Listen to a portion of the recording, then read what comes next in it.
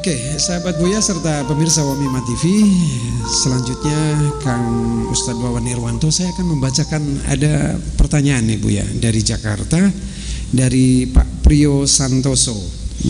Pak Priyo ini menanyakan tentang kasus jenazah korban virus corona Buya.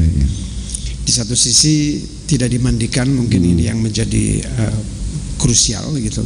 Kemudian penguburannya pun masyarakat banyak yang menolak gitu, Bu. Ya. Nah, bagaimana ini disikapinya seperti apa? Gitu? Yang penting ada yang ngubur, selesai. Karena menunggu itu kan fardu kifayah. Tidak orang sedesa ngubur semua kan enggak. Yang penting dikubur berapa orang, 2 orang, 3 orang, 4 orang, selesai kan gitu. Ya kalau tidak dimandikan ya bagaimana mandikannya, orang pada ketakutan semua, gimana lagi? Ya ketularan gimana? Yang mandikan bukan ketularan, dimandikan itu corona. Paling dibungkus plastik saja. Jadi apa namanya? Yang wajib mandikan bukan mayat, bukan. Dia nggak bisa mandi. Yang mandikan kan kita yang hidup. Dan kita kan banyak, tidak sendirian. Nah, yang resmi jabatannya tuh namanya lebih, ya kan? Itu lebih yang berkewajiban. Nah, dia juga ketakutan. Ya, jadi kasus mayat tidak dimandikan ya banyak dong. Seperti orang mati dalam peperangan juga ya nggak bisa dimandiin. Kemudian ada juga teman saya yang dulu sekelas sekolahnya dengan saya, orang Gadingan dulu. Memang orangnya agak budeg gitu. Di situ di lintas kereta api di Jambes itu tuh, habis pulang dari ngantri anaknya mau dibawakan, dia pakai motor pulang pakai Jambes itu. Memang tidak ada pintu penutupnya, orang sudah menjerit-jerit gitu. Ada kereta, tapi dia nggak dengar, orang budeg sih, jalan aja. Ya diseret kereta api itu ya hancur semuanya. Kalau sudah dagingnya sudah dipotong-potongnya mau dikupiak namanya. Udah dibungkus saja dikubur. Gitu. Nah, kemudian juga orang mati sebagai pahlawan, mati syahid itu kan juga kan malah nggak dikawin lagi, langsung dengan pakaiannya dengan masukkan semuanya itu.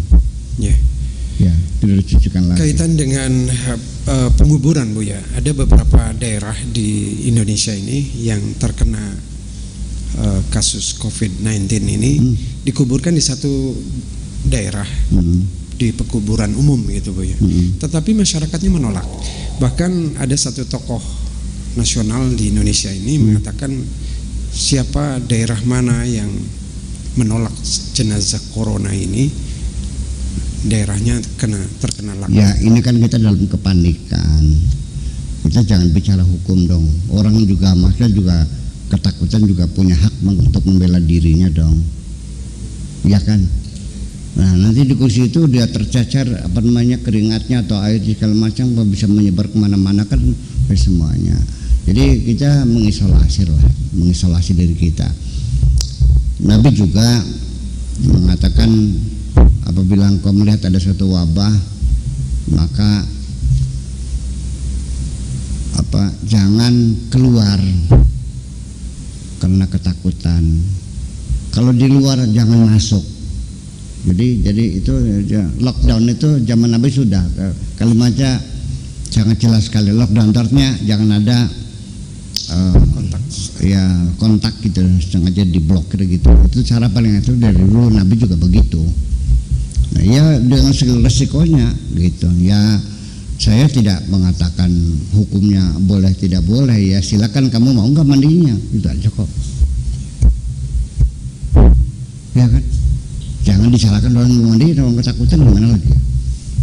Namanya korup, jadi lebih berapa sih gajinya? Ya kan gitu. Ya paling-paling kita akan mengupayakan.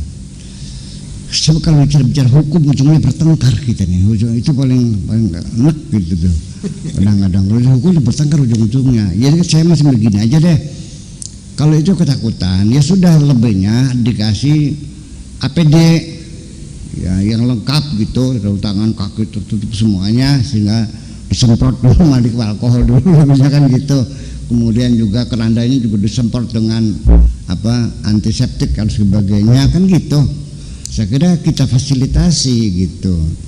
Tapi kalau memandikan ya nggak tahu ya, orang pada ketakutan semua. Yeah. Dulu juga orang penyakit AIDS juga begitu, nggak ada yang memandiin kan bisa nular.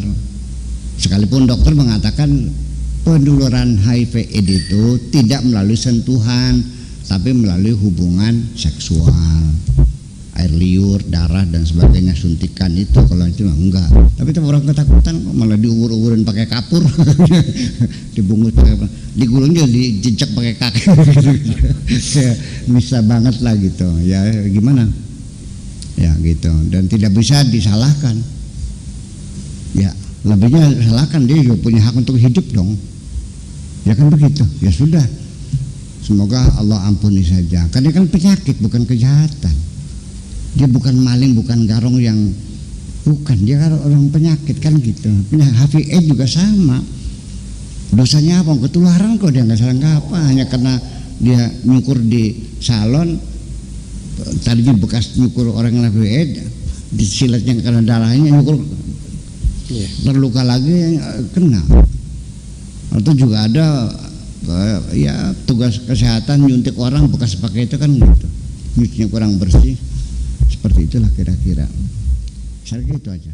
Oke, terima kasih.